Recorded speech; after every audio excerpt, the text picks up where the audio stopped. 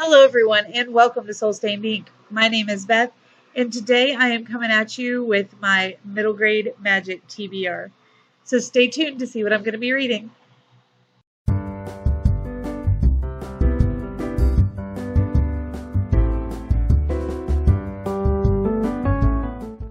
If you haven't heard about the middle grade magic readathon, that's because it's fairly new.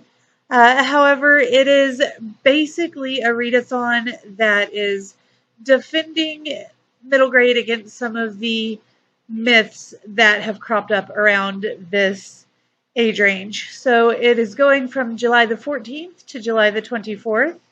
You can find the Twitter at midgrademagic. And the hosts are Cara from Wilde Book Garden, Kier from Kier the Scrivener, Kelly from Cozy Reader Kelly, and Yvette from the BookCave. There are 5 challenges. Each challenge has a title and a myth that goes along with it. I'm going to give you those 5 challenges very quickly and then show you the 5 books that I have chosen. Just so you know, most of these books can go for multiple challenges. I have recorded this twice before. Both times it was kind of a lengthy video, so I'm trying to make it very quick for you. I don't know if I'm going to manage, but we'll try. So the prompts are: find your favorite. The myth for this is that middle grade is a genre. We should all know better. Middle grade is an age range. Most people say that middle grade is for 8 to 12-year-olds. Some say 7 to 11-year-olds. And occasionally you get 7 or 8 to 14-year-olds.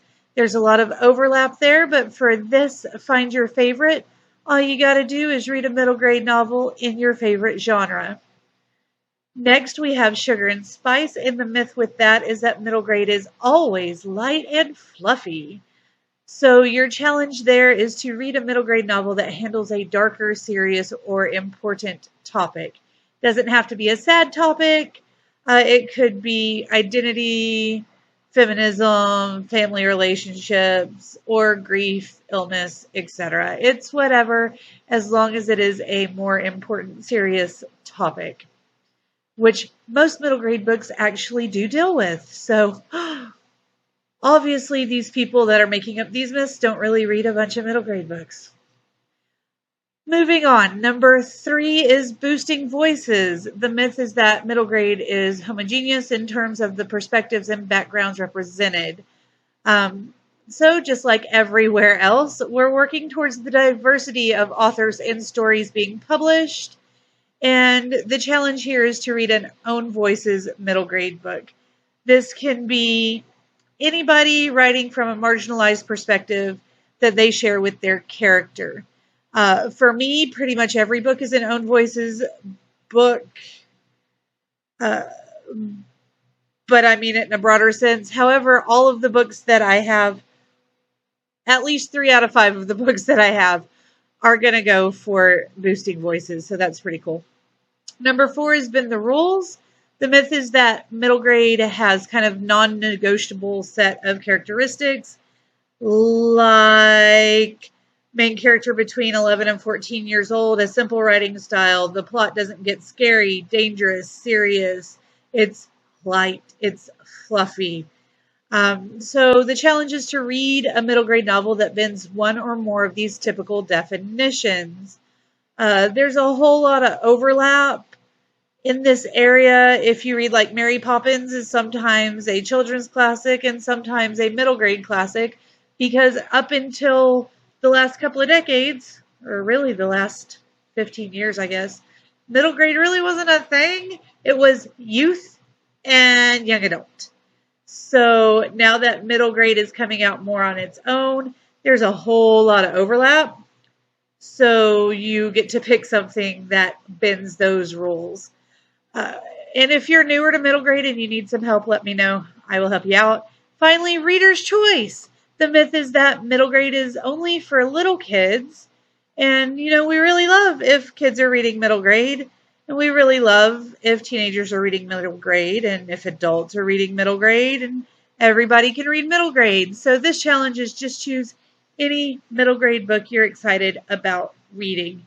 Now that I have babbled on about all of the prompts for 5 minutes, let's very briefly discuss the books that I've chosen to go with those prompts. So the first book I have is The Story Collector by Kristen O'Donnell Tubb. I'm using this for Find Your Favorite, and my favorite genres are usually fantasy and mystery. This book is about a girl whose father is the superintendent of New York libraries, and she's explored everywhere except for the few rooms her father keeps locked. When a new girl comes into the library, she decides she's going to scare her, and there may be more truth to the paranormal stories than Viviani knew originally, so now they have a paranormal, fantastical mystery that they have to find answers for. I am so excited.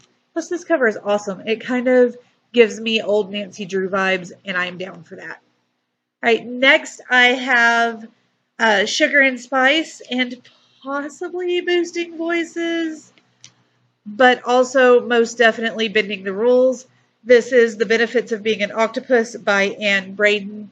Now, the reason that it might possibly be Boosting Voices, both, but is most definitely Bending the Rules and Sugar and Spice, is because this deals with a 7th grader who has to deal with a lot of family and school issues.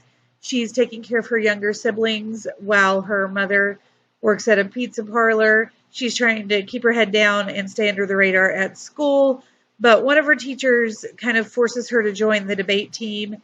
And when she learns more about being able to voice your opinions and how to view the world, she starts seeing things in her life that she has to decide if she needs to speak up and risk the best version of her life she's ever known, or if she has to stay quiet. And I think this is going to be very hard-hitting.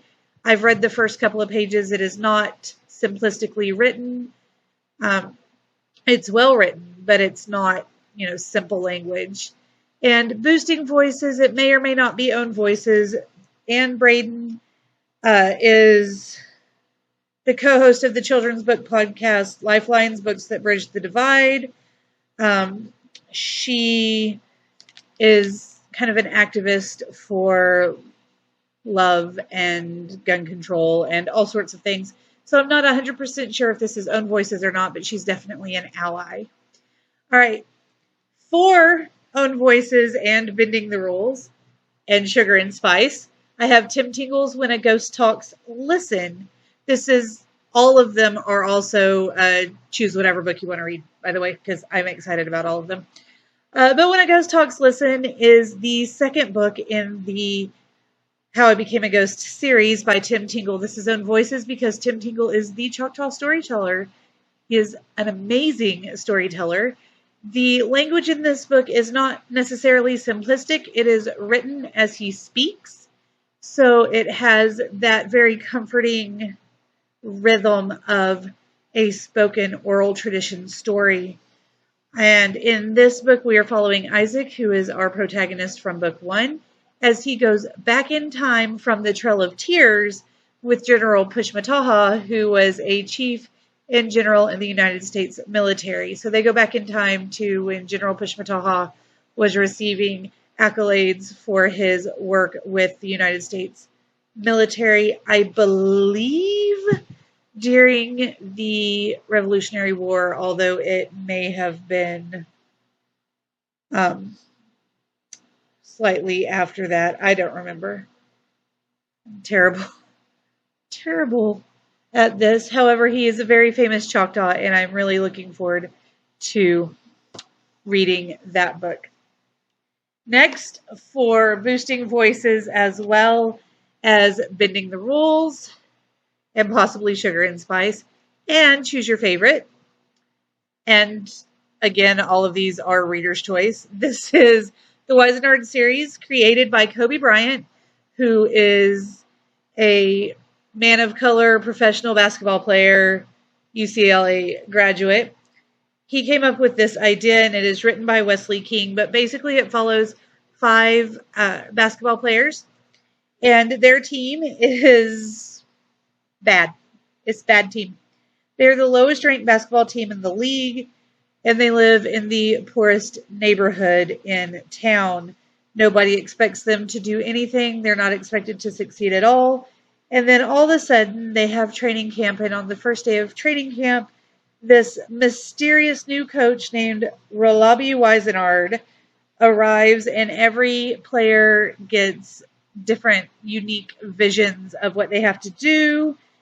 And it challenges what they know about basketball and their struggles off of the court. Now, this is told from each boy's perspective, so you get 5 differing perspectives, and it's magical or possibly magical realism, fantastical basketball, a bowl. It just seems like it's going to be really great, and it's absolutely beautiful. You can't tell, but this is a flopped cover. And I am very much looking forward to reading it, because I am a broken record. And then finally, this one is Choose Your Favorite. It's a reader's choice. It might possibly bend the rules a little bit. It's Guardians of the Galaxy Volume 2, the junior novelization. So, this one bends the rules because the main characters are obviously not 11 to 14 years old. Nope. Not, well, Groot maybe, because it's Volume 2. He's only like 4, though, so it's fine. It has images from the movie. It's just the story retold in novelized format. And yes, I am 34, and yes, I did order this for myself, but I may possibly go ahead and put it in my classroom when I'm done. All right, guys, those are the 5 books that I chose for the middle grade magic readathon. I would love to know if you are going to partake in the readathon. If you are, go ahead and link your TBR videos down below, or just let me know what it is that you'll be reading. If you have read any of the books that I mentioned, or would like to read any of the books that I mentioned, let me know that as well. If you'd like to buddy read any of these during the readathon, I would love to do that. Leave me that note down below as well. Let me know how you're doing, what you've been up to, what you've been reading. I cannot wait to chat with you guys. And until I do, I hope that you are having a fabulous day. Talk to you later. Bye.